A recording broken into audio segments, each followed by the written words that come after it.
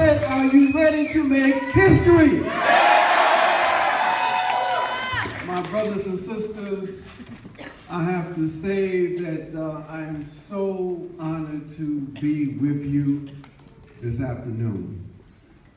It's been a tremendous experience these last couple of days.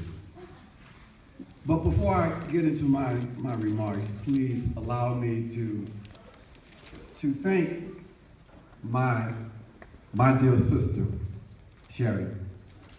I want y'all to understand something. She talks about human rights and the role that I play, but you know, when they write the history of the evolution of the human rights movement here in this country, front and center will be our dear sister.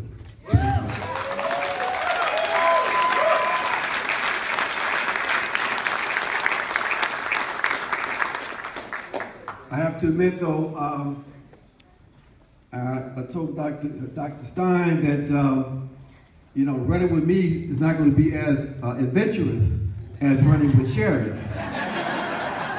Because you all know when you run with Sherry, you better be ready to go to jail.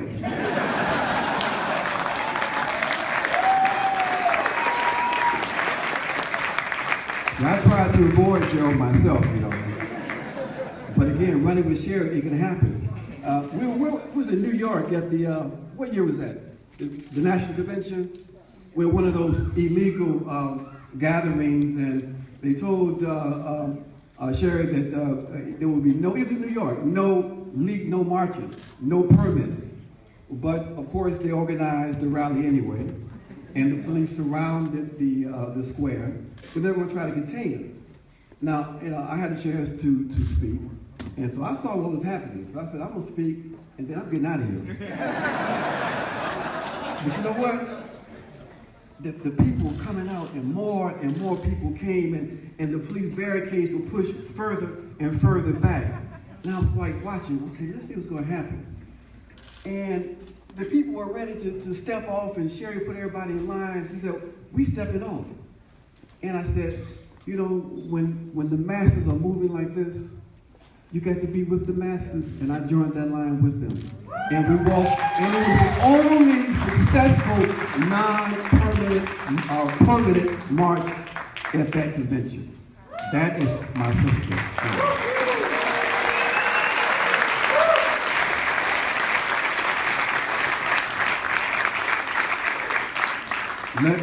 Let me thank also the organizers of these last couple of days. As an event planner, I know how difficult it is to organize these events. Let me thank the conference delegates. You all did a tremendous job. You took your responsibilities seriously. So let me thank you. Let me thank the Green Party in general for your consistency, for always being there and raising the critical questions and being the vehicle for progressive politics. Yeah.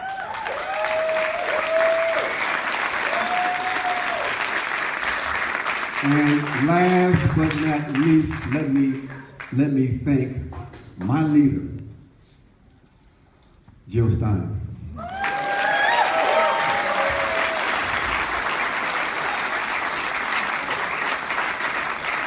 Brothers and sisters, friends,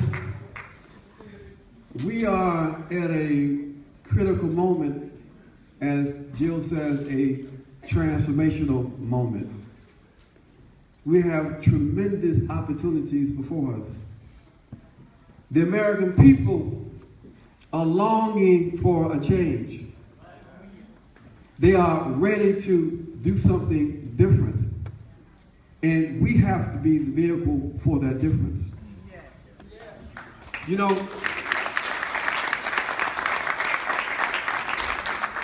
there are difficult conditions that the people face. You know, they tell us that there has been a recovery and things are all right from the crisis. But you know what? There are millions of people who we work with, who haven't experienced any kind of recovery. There are millions of people who still don't have a place to lay their head at night. There's a reason why the fastest growing population of homeless people are black women with children. There are millions of people who would like to have a job where they can live a decent life, but they don't have it. And if they have a job, then basically they are making starvation wages. They're working 2 and 3 different jobs just to make ends meet. But they tell us things are better. We have a situation where, as a consequence of austerity across this country, in communities where we live and work, they're closing down schools. People live in communities where they can't go to the store because there's no store. So you have like 48 million people who are living in situations where they are going to bed every night hungry. We have a situation where basically, even with so-called Obamacare, we have millions still without health care. These are difficult conditions. Difficult conditions. And people are wondering why. Why do we have to accept this kind of situation? And so when the two parties attempt to try to herd people based on fear, we find that today there are millions of people who are prepared to do something different, who are prepared to go another way. And we are going to be there to provide that opportunity for a new day and another way.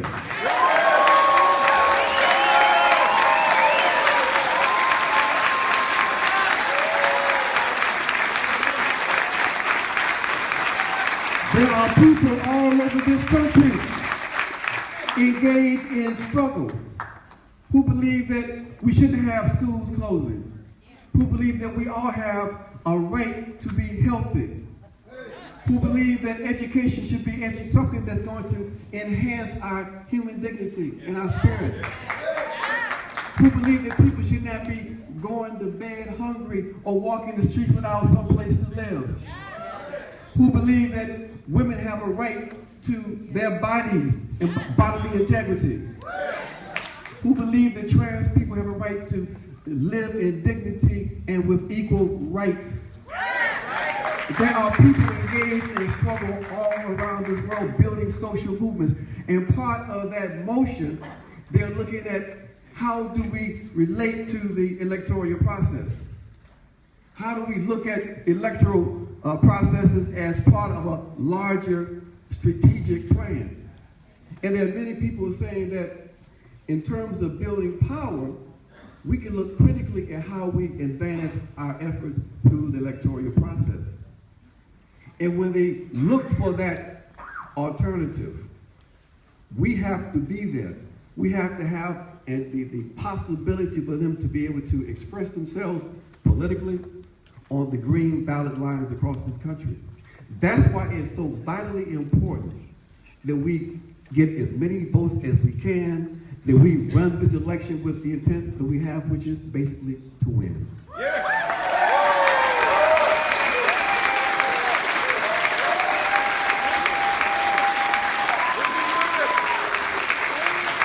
My brothers and sisters, I've lived my entire life committed to the notion of independent politics, building alternative power. I understood that basically we had some real possibilities in advancing that struggle for political independence using the electoral process. And that's where Dr. Stein and the Green Party comes in for me personally. Because you all get it.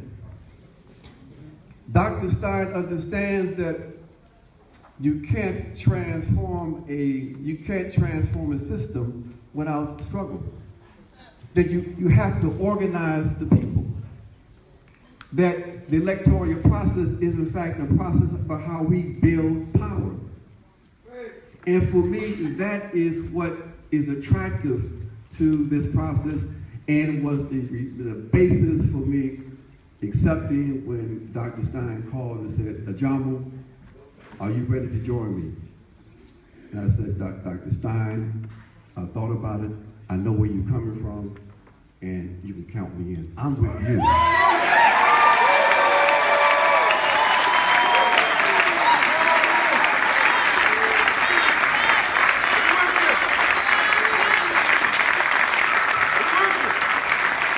It is that commitment to building popular power. It is that commitment to the people. It is that understanding that we have to build a multinational movement here in this country based on the needs and the aspirations of working people that I joined this effort.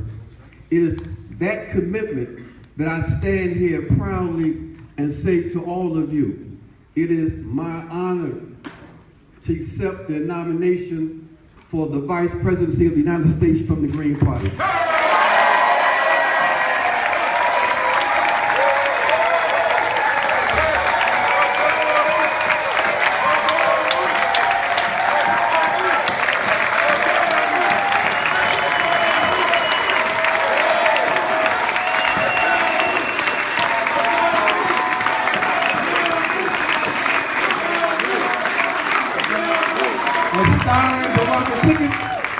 A Stein rocket ticket is a ticket that understands we're going to struggle. It's a ticket committed to popular power. It is a campaign that says no lies. We don't lie to the people. It's a campaign that says no compromise, no retreat, and no fear.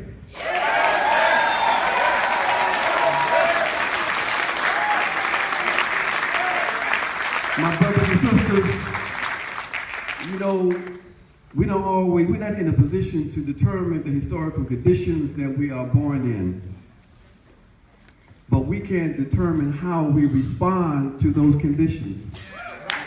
And for us, for many of us, we have determined that we are going to fight. So I stand here before you to tell you that the Stein Baraka campaign, we are committed to fight.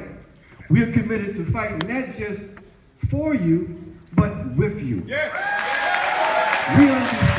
that it is a collective process. We understand that all we have to keep us back is ourselves. So I pledge to you, my brothers and sisters, that we're going to do all that we can to advance this movement. We're going to give it everything that we have.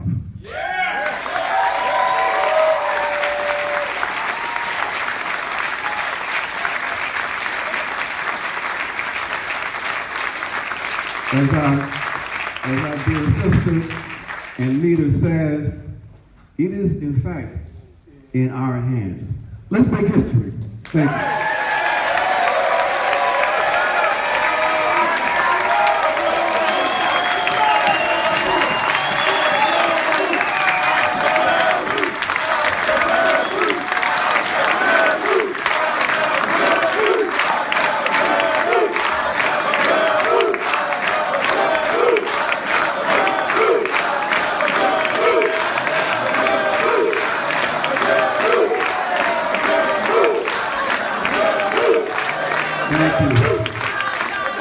Thank you so much.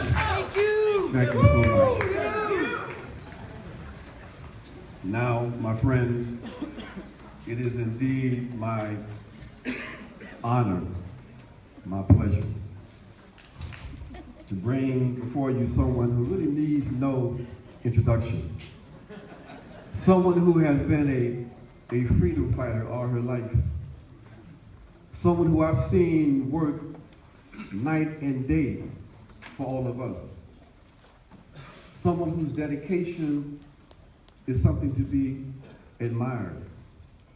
I've been on this adventure for just a couple of days, and I have even more respect for Dr. Stein now.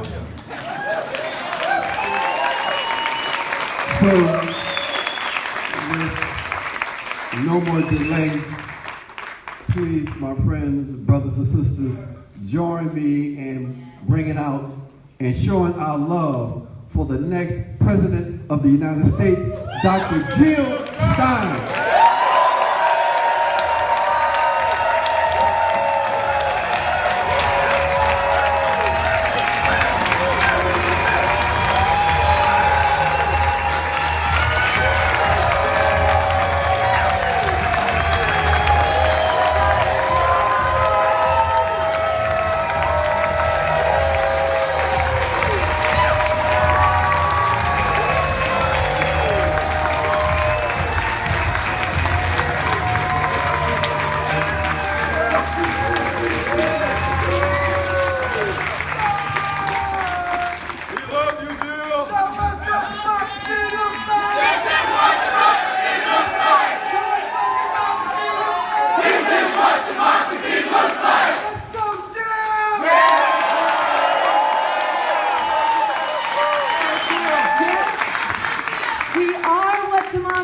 looks like, and we are what political revolution looks like.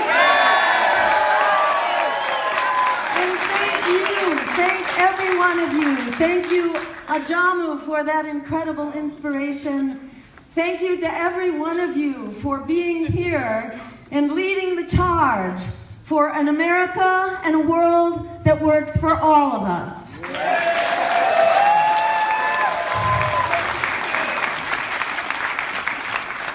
And I want to agree with everything that Ajamu said and everything that Sherry said, and agree with all of their thank yous. I want to reiterate them and just add to that a big thank you to Lynn Serpy, who's been running the show.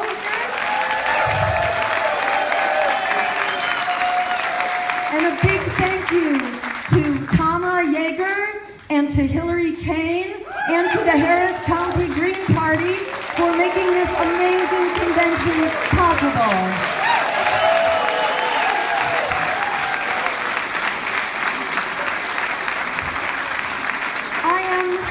I'm honored beyond words to be your candidate, and I'm so honored to be running for President of the United States with the Green Party, the only party of, by, and for the people. That is what we are. We have been ahead of the curve in so many ways, on climate change, on green energy, on demilitarization, on marriage equality, on free public higher education and canceling student debt, on stopping the Trans-Pacific Partnership, on ending the war on drugs and the incarceration state, on providing reparations for slavery and putting indigenous people of this nation, on opposing war crimes committed by Saudi Arabia in Yemen, and war crimes and occupation committed by the Israeli government in Palestine. And so much more. We have been ahead of the curve for decades, and all of a sudden that curve is catching up to us big time. I want to again recognize the heroes who have kept the party going through thick and thin. So again, stand up if you are part of a state, local, or national Green Party organization, and a big thank you to you.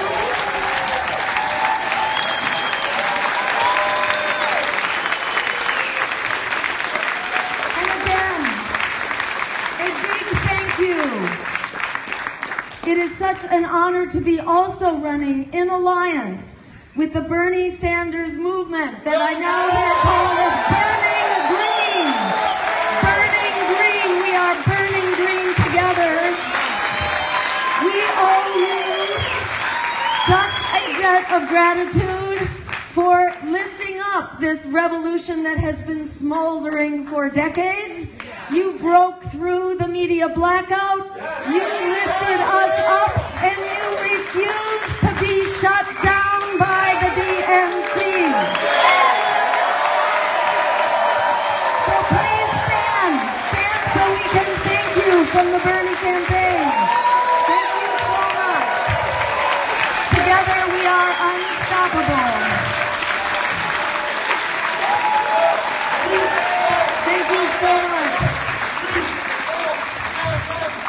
It's an honor, again, to be running alongside of Ajamu Baraka, a powerhouse of human rights, who brings a lifetime of dedication and his powerful voice.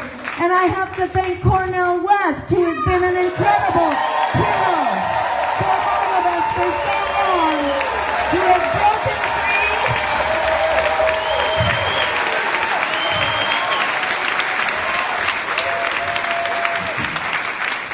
It's such an honor to have him in one of our 2 first commercials, speaking to the world. I don't know if people have seen him yet, but he made such a powerful speech, which is out there now on the TV.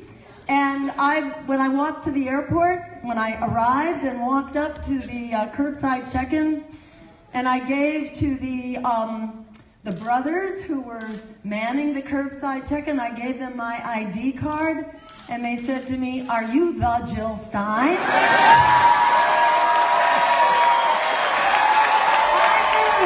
They had heard the voice of Cornell West speaking to the broad community that has not been able to hear our message before. So thank you, brother. I am so inspired to have religion on this campaign.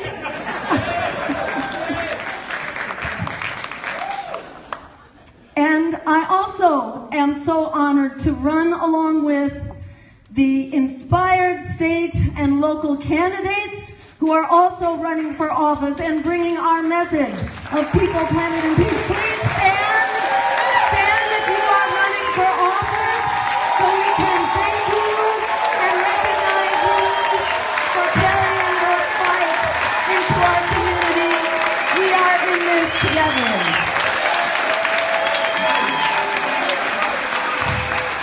Thank you so much. And I just want to recognize that things have been forever changed. On the day that Bernie Sanders endorsed Hillary Clinton, the floodgates opened in our campaign to more volunteers, more ballot access drivers, more funding. We are a different campaign than we have ever been in history for having joined forces with you. It is such an honor to be your candidate in this historic moment of unprecedented crisis and unstoppable momentum for transformational change.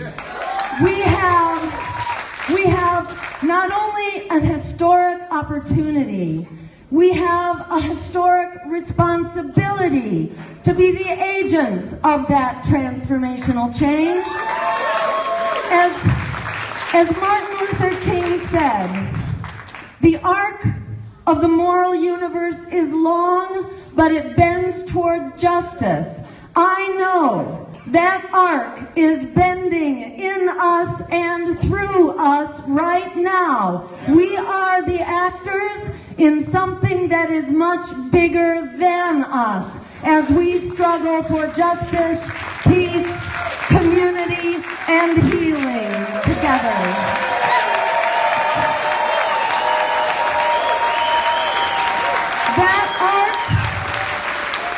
That arc of justice is moving through us as we mobilize to ensure that every Black life matters and we end violent policing and broken windows policing. As the Frisco 5 and the Millions March New York City just achieved by moving out the leadership of their police departments that had overseen broken windows policing. They are turning the tide in this crisis of racist policing.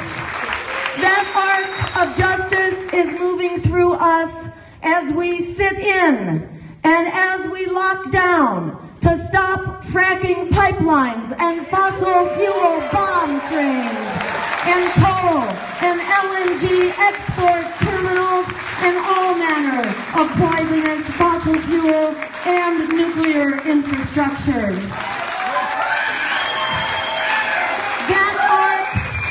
That arc of justice was moving through us in Philadelphia like I have never seen. In the city of brotherly love, it was overrun by love in the streets, even inside of the DNC, as the Sanders campaign broke away from that corrupt and backstabbing DNC.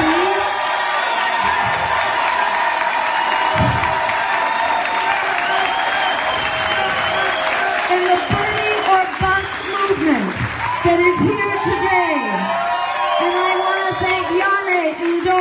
in particular. Yame, give a wave wherever you are for helping us move to that higher place together where we cannot be stopped. Thank you, sister. We moved together in Philadelphia, and we merged our campaigns in rally after rally, growing stronger by the hour. The power of this movement was clear, especially during our power rally at FDR Park. Who was there? Raise your hand, who was there? Because it was not only us, and it was a sea of people as far as my eye could see, when nature erupted in thunder and lightning to say there is a big change coming. And as the heavens opened up and it poured down around us, we sought shelter because we were there inside of this little lightning rod of a tent out in the middle of this park, and the police said, hurry up, go underneath that underpass. So we just moved the rally, and we continued under the underpass in the lightning and the thunder and the rain because we cannot be stopped.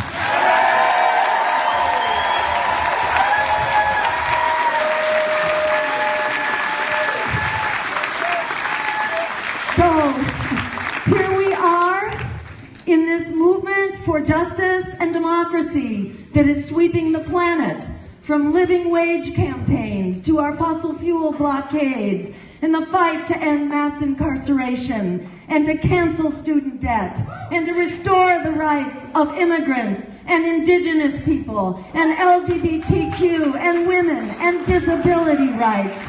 Across the globe, we are part of a movement that is rising up like we have not seen for generations, because we are facing an unprecedented crisis that demands transformational solutions and a new way forward based on democracy, justice, and human rights, and that will not come from corporate political parties funded by predatory banks, war profiteers, and fossil fuel giants. It will come from us, from we the people.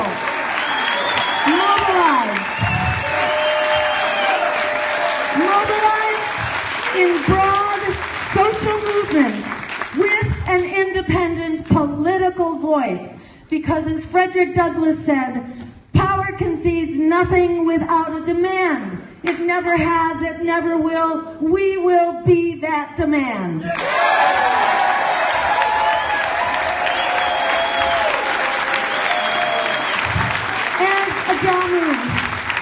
As Ajamu was saying, we're told it's a recovery, but in fact it is still an emergency. Those good jobs we lost have been replaced by part-time, low-wage, temporary, insecure jobs. A generation of young people is locked into predatory student loan debt. Black lives are on the firing line. Immigrants face mass deportation. Wars for oil are blowing back at us with a vengeance, and the climate meltdown threatens civilization as we know it in our lifetimes. While the super rich party on, richer than ever, and the political elite that serve them are making things not better, but worse as they inflict austerity on everyday people, while they squander trillions of our dollars on Wall Street bailouts, on tax favors for the wealthy, and on wars that know no end. So we are in revolt.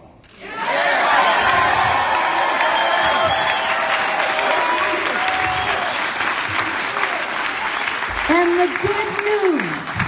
the good news they don't want you to know is that we actually have the power to turn this around the minute we stand up with the courage of our convictions.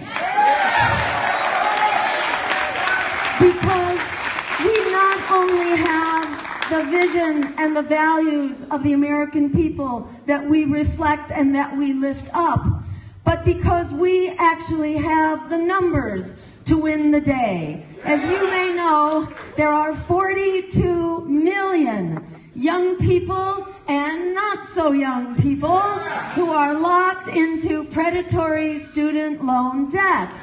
That is a winning plurality of the presidential vote. Right there.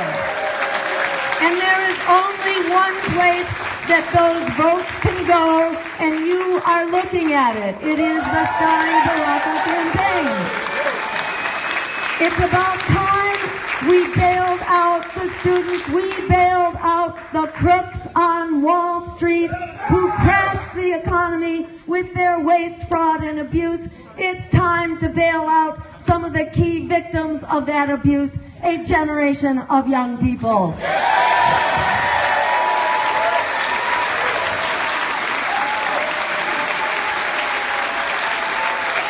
We have the power. Don't let them tell you for a minute that we don't.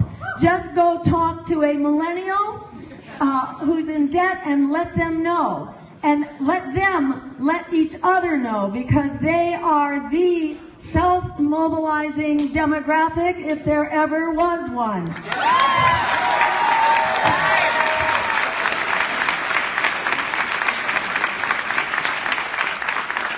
We also have the power to fix the other things that ail us. And by the way, ending student debt, canceling it, is our way forward. This is the gateway issue, because who is it that actually leads the way forward on transformational change? Whether it's the immigrant rights movement, whether it is the Black Lives Matter, or the climate justice movement, or the peace movement, or the women's, or the LGBTQ movement. It has always been the younger generation that leads us forward. We need to liberate the younger generation for all of our sake, not just for their sake, it's for all of us.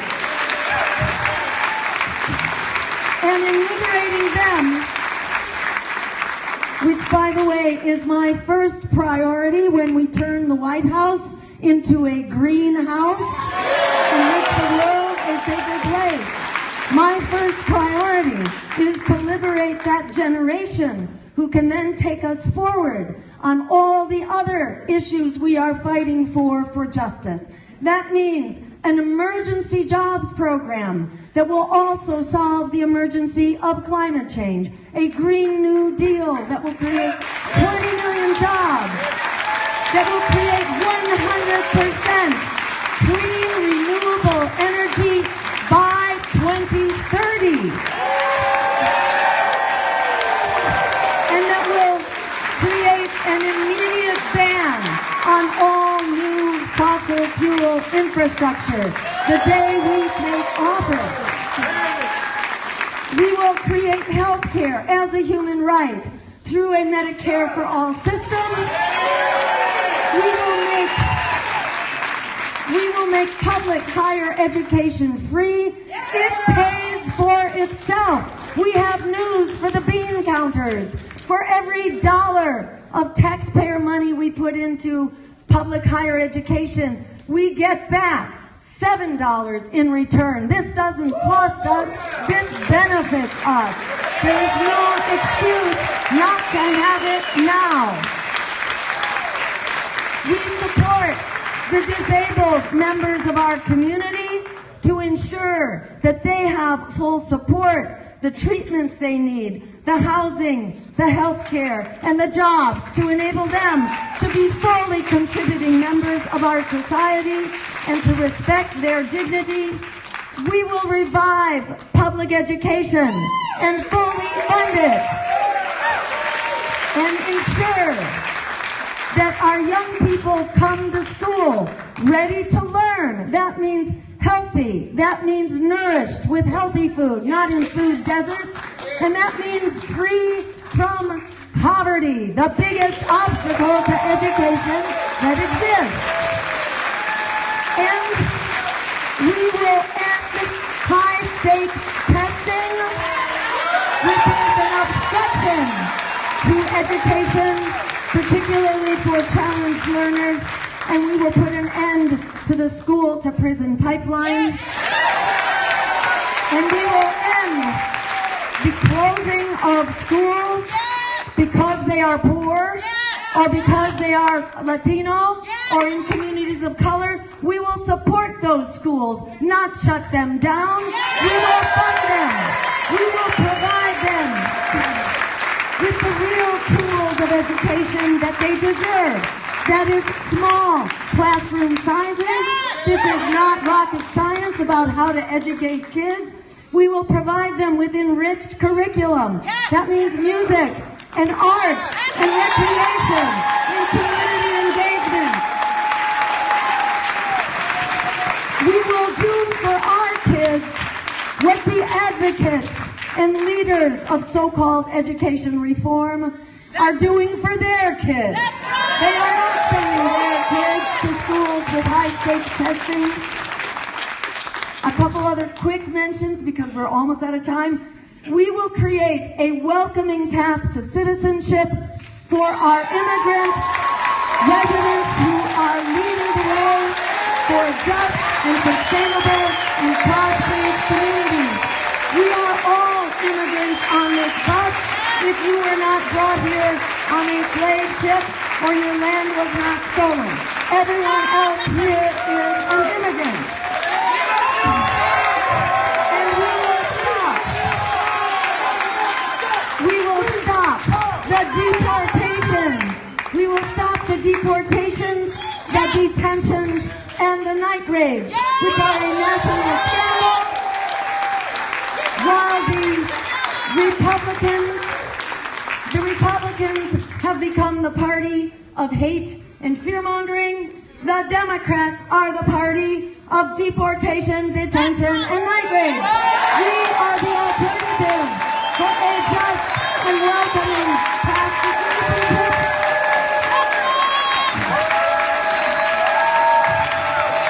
And the other thing we will do to fix the immigration crisis is to stop causing it in the first place.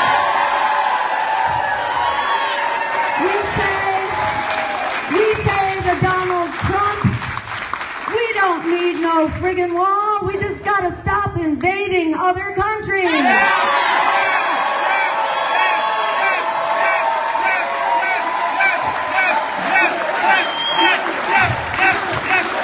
A couple other quick ones.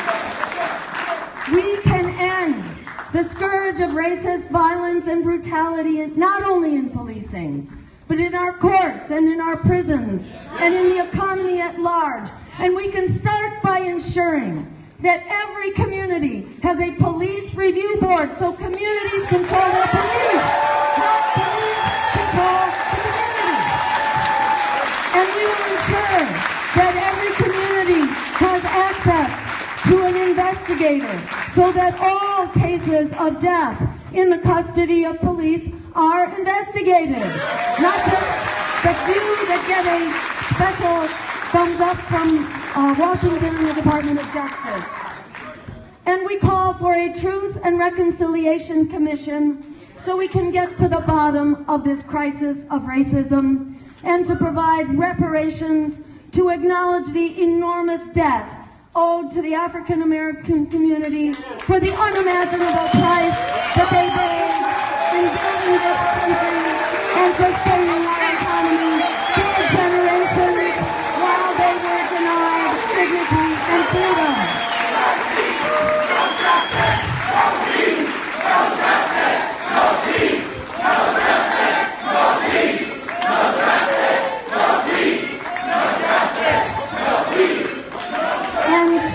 And we will end the assault on our privacy, on freedom of the press, on the free internet. We will end the war on whistleblowers. We will free the political prisoners, and that includes Leonard Peltier, Mumia Abu-Jamal, Chelsea Manning, Julian Assange, Edward Snowden, Jeffrey Sterling, and Edward Pinckney. And finally, we will create a foreign policy on international law, human rights, and diplomacy, not on military and economic domination, which has been a catastrophic failure. We must abandon that policy.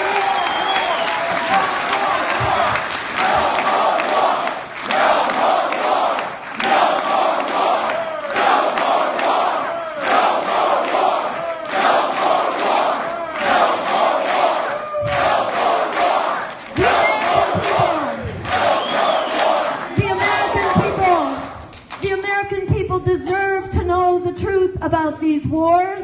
Yes. Since 9/11, they have cost us $6 trillion when you include the health care expenses of our wounded veterans. $6 trillion comes down to an average of $75,000 per American household for wars that have not made us safer, that have only increased the terrorist threat, that have created failed states, and have created mass refugee migrations that are tearing apart the Middle East and Europe.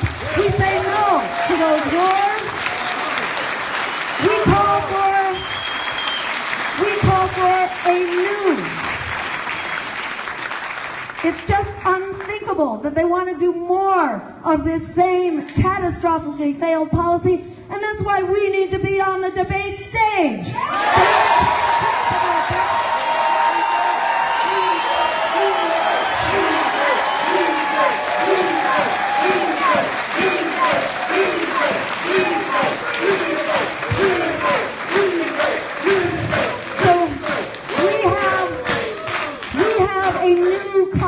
Offensive for the Middle East. It's called a peace offensive in the Middle East. And it starts with a weapons embargo, since we are providing the majority of weapons to all combatants and to all sides. We can shut down the flow of weapons to the Middle East. We can also shut down the flow of funding, which is coming largely from our allies who have been partners with us in this, what shall we say, schizophrenic war on terror. Because with one hand, starting back in Afghanistan, where we and the Saudis created this great idea of the global terrorist enterprise, that was created in order to help the Mujahideen fight against the Soviet Union. Well, this has come back to bite us in a very big way. And it's time to shut the whole enterprise down. Because with one hand, we and our allies are fighting it, but with another hand, we and our allies have been funding it, training it, and arming it. According to even Hillary Clinton herself, whose leaked memos from the State Department revealed that in Hillary Clinton's estimation, the Saudis are still the major funder of Sunni jihad forces around the world. We started this, we can shut it down. That is our answer to ISIS and to terrorism.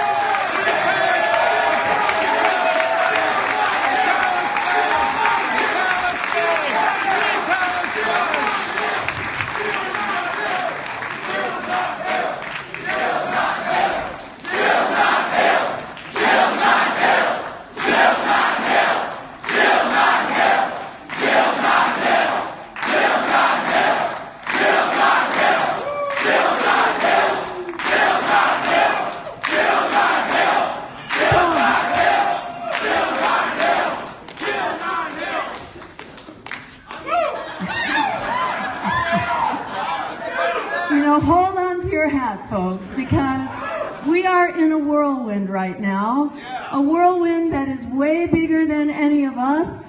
We have a job to do. We have a role to play that will not be played by anybody but us. We are the ones we've been waiting for.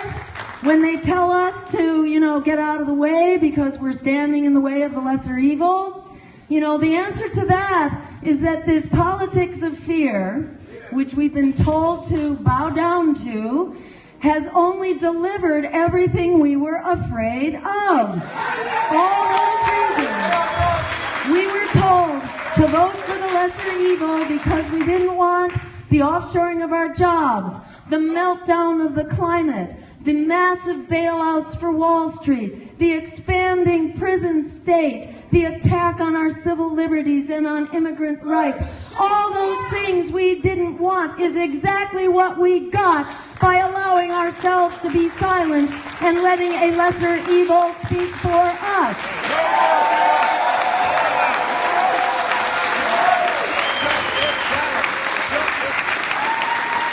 Remember, when they try to tell you you are powerless, remember what Alice Walker says.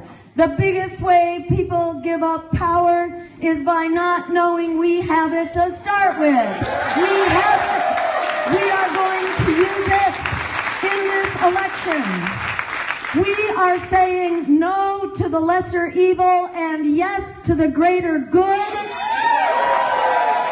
because we are not only deciding what kind of a world we will have in this election, we are deciding whether we will have a world or not going forward into the future. The day of reckoning is coming closer and closer. On climate change, we are told that there will be a civilization-ending development in the form of massive sea level rise as soon as 2050. Anybody plan to be here in 2050? I think a few of us do, myself included. So we cannot wait, because we have to act now if we want to stop that sea level rise from happening in 2050. We need to declare a state of emergency right now and undertake a wartime scale mobilization to create those 20 million jobs and create that 100% clean energy now. We have a crisis in nuclear weapons, and again, thanks very much to the Democrats. Bill Clinton, who removed us from the anti-ballistic missile treaty framework for nuclear disarmament, and then Barack Obama, who created a $1 trillion budget for us to spend on a new generation of nuclear weapons and modes of delivery. So on the count of climate, on the count of nuclear weapons and this insane nuclear arms race that we are once again headlong plunging into, and on account of these endless and expanding wars that are blowing back at us all around the world, we cannot afford to sit this one out. The lesser evil is a losing strategy because people stop coming out to vote for lesser evil politicians throwing them under the bus. So the Republicans will win anyhow. And to look at Donald Trump does not stand alone. Donald Trump is about the rise of right-wing extremism, not only in this country, but in Europe. And as Bernie Sanders himself so often said, the only solution to the likes of Donald Trump is a truly radical, progressive agenda that restores our needs and ends the economic misery that promotes the kinds of demagogues we are seeing in Donald Trump. We are the ones we've been waiting for. Hillary Clinton is the problem. She is not the solution to Donald Trump. We are the solution. We are the ones we've been waiting for. This is our moment. Together we do have the power to create an America and a world that works for all of us. The power to create that world is not just in our hopes, it's not just in our dreams. Right here and now, it's in our hands. We will make this happen together. We are unstoppable. Thank you so much.